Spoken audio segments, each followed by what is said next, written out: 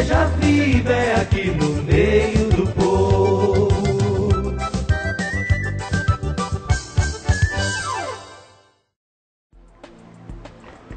Bom dia, meu amigo, minha amiga. Estamos começando com você o nosso programa Igreja Viva, iniciando também uma nova semana.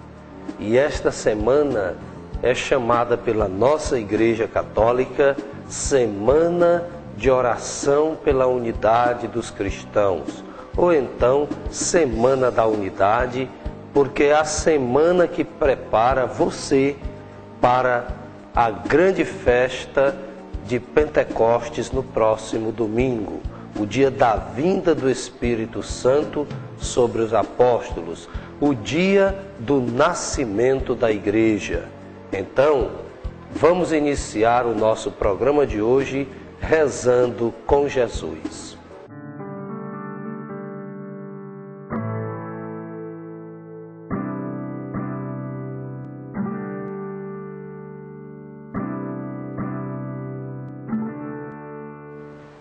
Meu amigo, minha amiga, Jesus prometeu o Espírito Santo. E o Espírito Santo é que realiza a unidade na igreja. A unidade que não significa uniformidade, mas significa essa comunhão em que todos estão unidos por causa de Jesus Cristo. Então, ao longo desta semana, todos os dias aqui no nosso programa, nós vamos pedir o Espírito da unidade para a igreja e para a humanidade inteira. Reze e cante comigo, pedindo o Espírito Santo.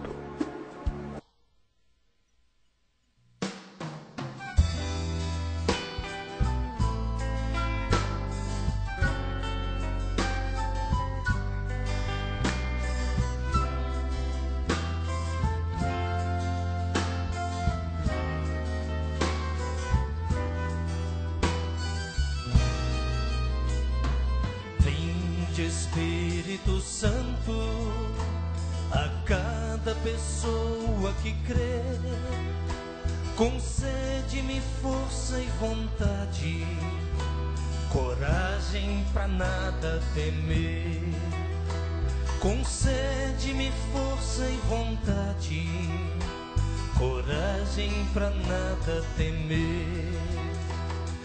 Vinde, Espírito Santo, também a quem não tem fé, retira o engano e a dúvida, esclarece e coloca de pé. Retira o engano e a dúvida, esclarece e coloca de pé. Tu és do Deus verdadeiro, a fonte da inspiração, a luz que aquece e ilumina, o vento que sopra onde quer. Tu és a força do pobre, a paz e a consolação, o fogo que queima e transforma por dentro a mente e o coração.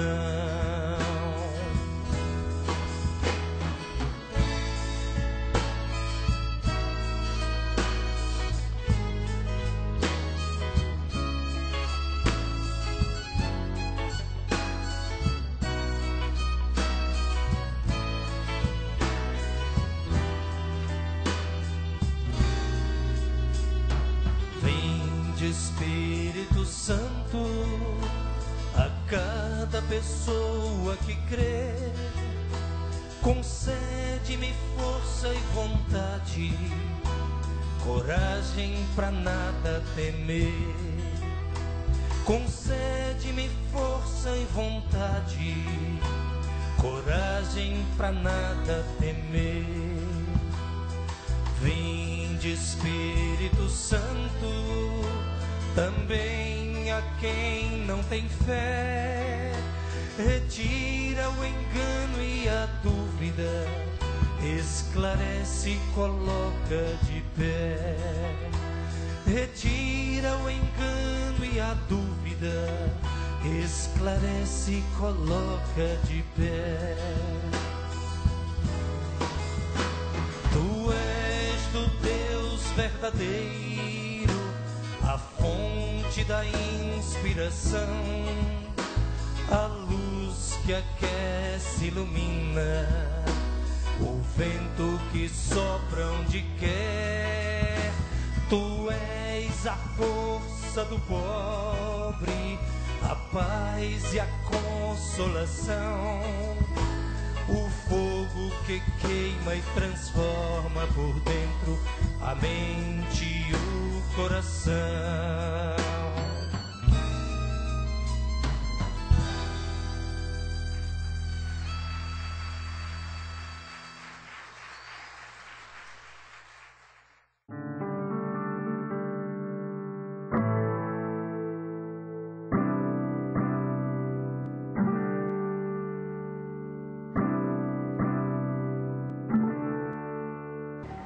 Meu amigo, minha amiga, convido agora você para o nosso quadro Bíblia Sagrada.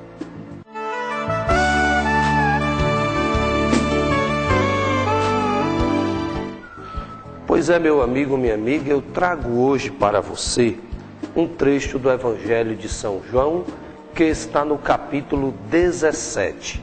O capítulo 17 de São João é conhecido como a oração sacerdotal de Jesus. E eu trago do capítulo 17 os versículos 9, 10 e 11. Então você vai abrir a sua Bíblia no Evangelho de São João e localizar João capítulo 17, do versículo 9 ao 11.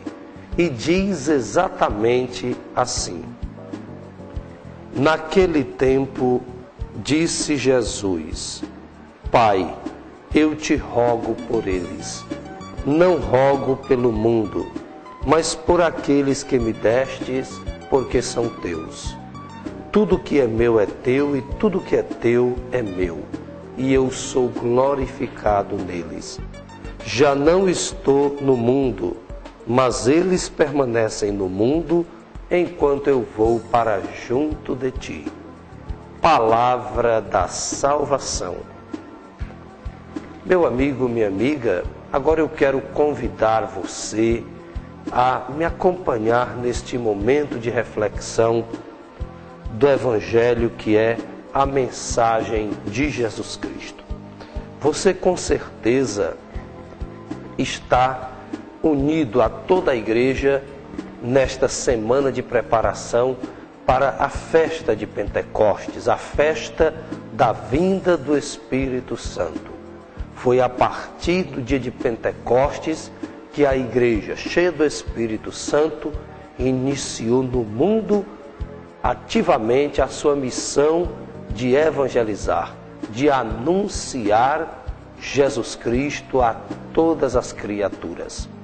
É interessante você perceber nessa passagem que você escutou que Jesus manifesta que deseja que a sua igreja, que foi iniciada com os apóstolos, não seja um grupo fora, desligado do mundo.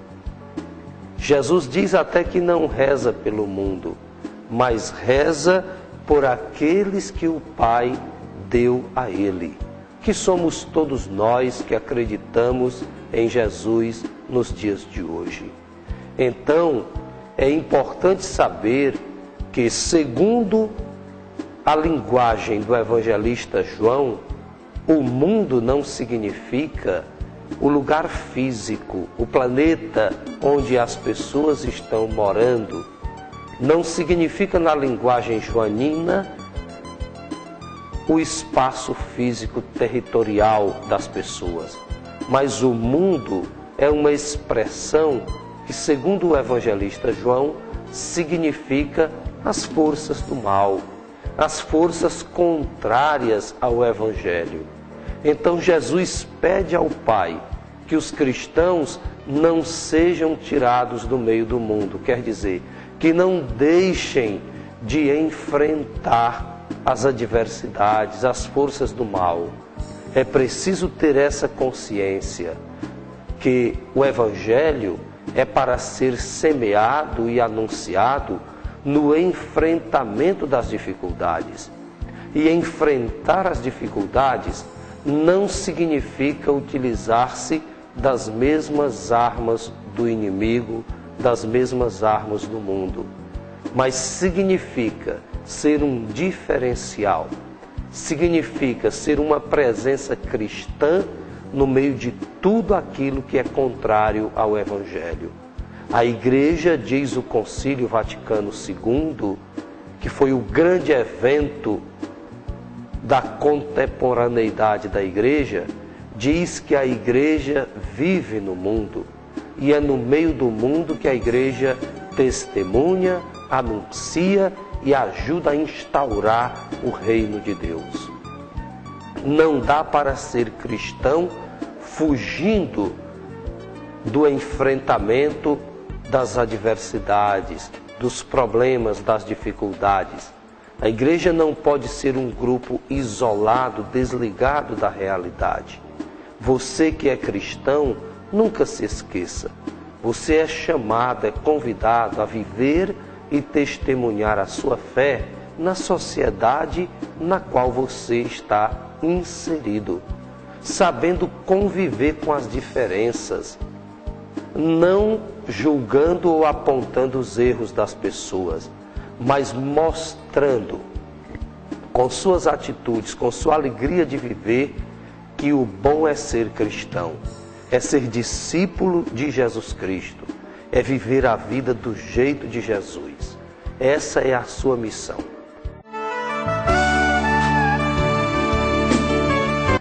Pois é, meu amigo, minha amiga, nós estamos de volta com você aqui no nosso programa Igreja Viva. E aconteceu na quinta-feira da semana passada um encontro maravilhoso aqui na Arquidiocese de Teresina. A equipe que coordena o encontro de casais com Cristo a nível de diocese e o clero. Todos os padres da Arquidiocese foram convidados a estar com a coordenação do encontro de casais com Cristo, para acolher Dom Benedito, o bispo que a nível de Brasil assessora e acompanha o encontro de casais. Ele veio visitar a nossa arquidiocese e participou desse encontro maravilhoso. Acompanhe. E hoje no programa Igreja Viva nós estamos recebendo o casal arquidiocesano, Manuel e Gracilene. E nós vamos entender agora qual a finalidade desse encontro para a Igreja Católica em Teresina. Bom dia. Bom dia. Quer dizer que o encontro de casais com Cristo é um serviço à escola de evangelização das famílias. E para acontecer o ECC na paróquia, é preciso que o diretor espiritual, que o padre queira, que ele aceite. Então, primeira grande finalidade, nós estarmos aqui hoje sentados com os nossos diretores espirituais. Viver com eles a comunhão. Para que o ECC aconteça, é preciso que os nossos padres queiram. E o ECC, o Encontro de Casais com Cristo, é uma grande realidade em nossa arquidiocese. Embora tenhamos os casais, ligações que mantenham contato com o diretor espiritual e os casais, mas é necessário também esse momento para que todos possam se confraternizar. No dia de hoje, nós nos sentamos para discutir a nossa caminhada. Há momentos em que nós falamos do próprio encontro, da realidade na paróquia de cada um. É o momento onde os padres também nos questionam, fazem algumas perguntas. Nós apresentamos também uma síntese do trabalho realizado pelo Conselho na Arquidiocese. E hoje, esse encontro para nós é um motivo maior ainda de alegria. Estamos recebendo o coordenador nacional do Encontro de Casais com Cristo. Agora, no programa Igreja Viva, penso eu que todos estão interessados em saber qual a avaliação do casal sobre o grupo ECC, sobre o Encontro de Casais com Cristo. Seria muito interessante que vocês nos falassem como se encontra o grupo hoje na Arquidiocese de Teresina. Primeiro, eu gostaria de falar da avaliação não apenas como casal, mas o ECC foi reconhecido ano passado pelo Pontifício em Roma o Pontifício Conselho para a Família, reconhecido como o grupo no Brasil que mais evangeliza as famílias. Porque o ECC é um serviço da igreja em favor da família. Nós não temos atividades próprias, não tomamos frente de ações. A nossa grande missão é pegar os casais, posicioná-los e levá-los para a igreja. E se a gente for fazer uma análise da nossa realidade, na nossa arquidiocese, a maioria das paróquias existentes, das pastorais existentes em nossas paróquias, tem a presença viva dos casais oriundos do Encontro de Casais com Cristo. Nós damos formação a essas pequenas comunidades distantes. Aí eu vejo grande bem do ECC. Por quê? Então nós fundamos comunidades da periferia, da pequena, todos que tem jeito para Catu, tem igreja católica. Se eu for lá hoje, todos têm igreja católica. Desse tamanho, maiores, algumas têm matrizes, né? Então, como é nossa essa formação, seja no caso construir igreja tempo material, mas principalmente a formação do povo, né? Formação das pessoas. E a nossa experiência mostrou para Alfonso então, um dinamismo muito grande, sempre para que nós, então, às vezes, criar uma comunidade no setor, mas como levar aquela comunidade à frente? Como fazer com aquela comunidade para ter vida? Aí, para Alfonso também era período nisso, e Dona Leonardo dava muito apoio, nós então começamos a realizar diversas enquanto casais. Aí fazia enquanto casais, em vez de amigo paroquial, mas sempre o bairro, pegando os bairros. Pegava o bairro e fazia enquanto casais. Aí lá para a então, no caso, a todo mês chegava fazendo enquanto casais por mês, né? Nos 10 bairros, para poder dar fundamentação àquela comunidade. Uma vez realizado enquanto casais, que é a primeira etapa, tem como objetivo despertar o casal para a vida de igreja, então nas comunidades, ainda em construção, achava-se um terreno fértil para o casal poder, pelo menos, começar a participar. E, de fato, isso deu muito certo mesmo. Porque os casais faziam a primeira etapa, a gente dava um jeito de introduzir nas comunidades, e ali, então, vinha a formação.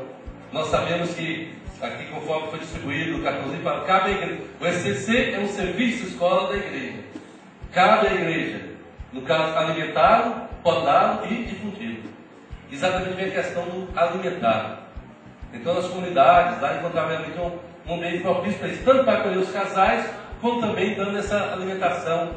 E os casais também encontravam um terreno local para poder desempenhar as diversas tarefas, as diversas missões. Você sabe muito bem que eles têm experiência, quando começa a comunidade, ali, viu diversos ministérios, né? Então, ele dava formação para os casais, de um modo geral, não só casais também, jovens, né? A igreja só casal, dando formação, mas os casais ficaram à frente, então, das diversas, às vezes, pastorais, movimentos, serviços. Então, foi um casamento, que ao meu ver, e Dona Leonardo também sempre fala isso, deu muito certo. Porque com isso, muitos casais que viviam completamente afastados, à margem da igreja, eram católicos, mas não tinham vivência sacramental, não tinha vida de igreja, nada disso. Então, com esse trabalho, sentia então recuperar, voltava, resgatava a igreja. E ali então encontrava esse terreno para poder crescer. E ao longo dos anos, então, nós cabemos teclado da formação. Aqueles que têm experiência sabem muito bem disso, como é, às vezes, quando começa a fundar comunidades, às vezes alguns leigos têm um ser muito radical, né, querendo assim, naquela época pastoral familiar, ainda um pouco rigorosa, geração abatida, hoje é mais, devido à fragilidade da família, está sendo fazendo mais a exigência, mas na época a exigência é bem maior, e muitos leigos eram muito carrascos, muito duros com os casos, algumas pessoas que estavam se afastando da igreja, situação irregular. Então, diretamente se dá essa formação para os casais, para as pessoas, mostrando então a nossa missão. Tem uma sabedoria, a missão da igreja, faz após mim, e eu farei de vós pescadores de homens. Então, nosso papel, né? No caso, naquela época, como padre, no caso, os casais estavam à frente das diversas pastorais, os leigos, é pescar homem, né? Então, se vê um peixe na minha igreja, mesmo, vê um leigo, eu não posso expulsá-lo, beleza? Porque às vezes a dureza do tratamento, o modo de tratar, fazer com que a pessoa afastasse.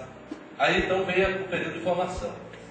Periodicamente nós reunimos esses casais, com os diversos leigos, né, dando formação, mostrando, né, a vida da igreja, no caso, como é necessária essa abertura, acolhimento, né? Hoje a igreja mostra tanto como acolhimento, é a porta para poder nós cativar leigos, né? E mostrar, assim como muito no passado vivia completamente à margem, né? Quantos leigos, quantas pessoas também estão à margem? E às vezes aquele momento que vinha então para buscar um sacramento batido, outras coisas mais, era o momento que nós tínhamos para evangelizar, acolher e evangelizar as pessoas. E foi um trabalho que, graças a Deus, é muito sério, né? Então essa parceria, SCC, Comunidades Cristãs, fez com que de fato a igreja de Paracatu tivesse uma nova vitalidade.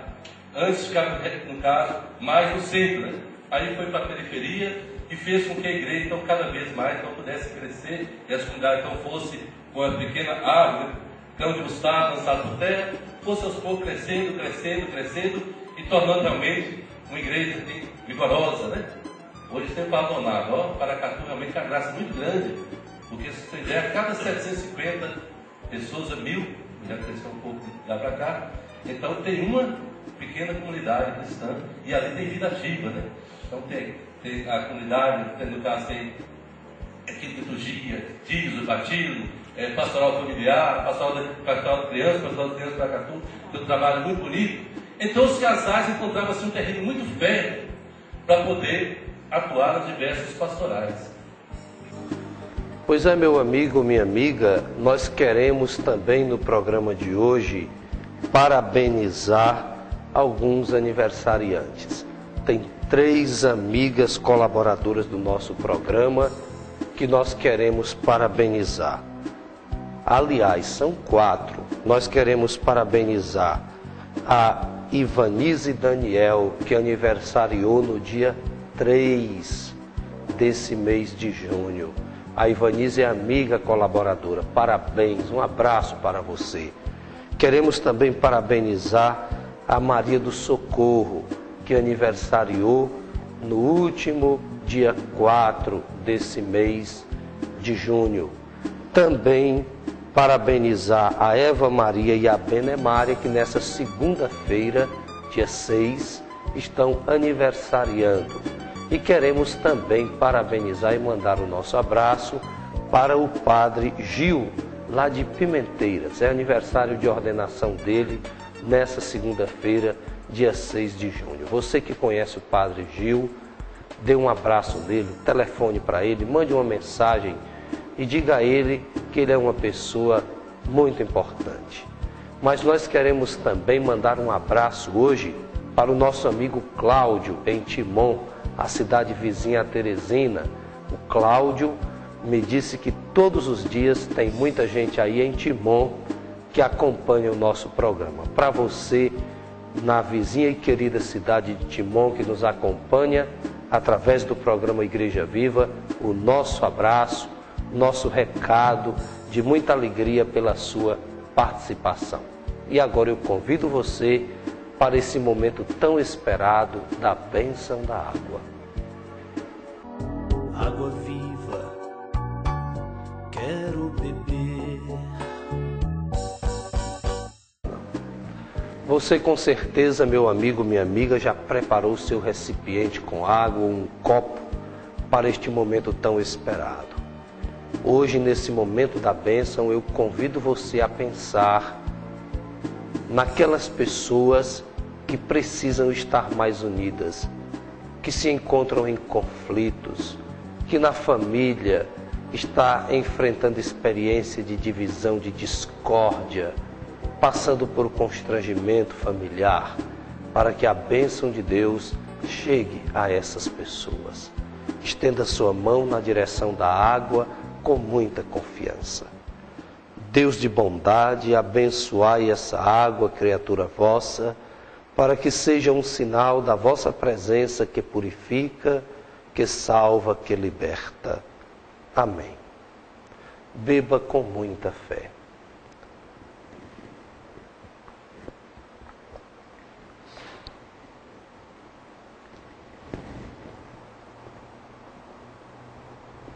E faça comigo esta oração. Senhor Deus Todo-Poderoso, fonte e origem de toda a vida, usamos esta água benta para confiantes implorar o perdão dos nossos pecados e alcançar a proteção da vossa graça contra toda doença e todo perigo. Concedei, ó Deus, que por vossa misericórdia jorrem sempre para nós as águas da salvação, para que possamos nos aproximar de vós com o coração puro e evitar todo o perigo do corpo e da alma. Por Cristo nosso Senhor. Amém. Água viva, quero beber. Pois é, meu amigo, minha amiga, chegando ao final do nosso programa, nós queremos agradecer a sua companhia e desejar que você viva intensamente essa semana de oração pela unidade de todos os cristãos.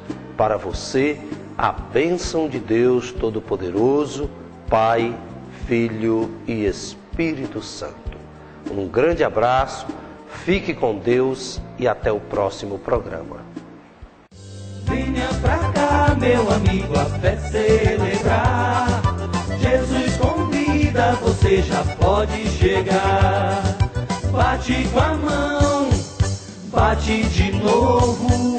Igreja Viva é aqui no meio